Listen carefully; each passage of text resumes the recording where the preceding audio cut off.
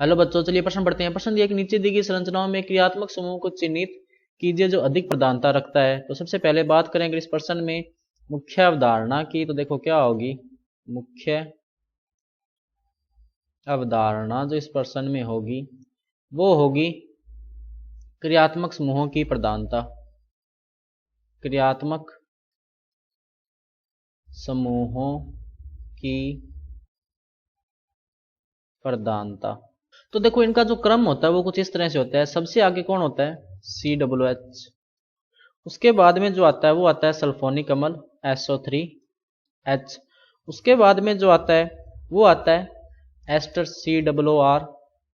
उसके बाद में जो आता है वो आता है अमल क्लोराइड COCl।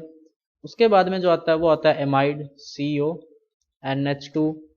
इसके बाद में जो आता है वो आता है साइनाइड CN। साइनाइड के बाद में जो आता है वो आता है एल्डिहाइड CHO। एल्डिहाइड के बाद में जो आता है वो आता है कीटोन। कीटोन के बाद में जो आता है वो आता है एल्कोहल। एल्कोहल के बाद में आता है एमीन। और एमीन के बाद में आता है द्विबंध। और द्विबंध के बाद में आता है त्रिबंध। तो ये जो है वो क्रम होता है। अब अगर अपने पहले में देखें तो पहले में देखो एक तो एमीन समूह दिया हुआ है और दूसरा कौन सा दिया हुआ है? एस्टर समूह। एस्टर समूह दिया हुआ है ना, ये देखो CO2R। तो R की जगह क्या हो गया CH3।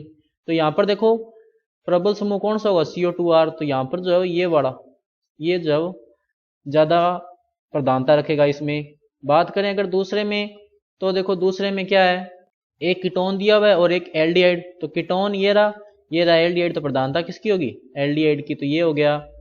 उसके बाद में अगले बारे में कौन सा दिया हुआ है? एक तो दिया हुआ है OH और एक दिया हुआ है साइनाइड। तो साइनाइड और OH में देखो प्रधानता किसकी होगी? साइनाइड की। तो ये हो गया साइनाइड में। तो बच्चों ये था आपका उत्तर। मैं आशा करता हूँ आपको समझ में आया होगा। धन्यवाद।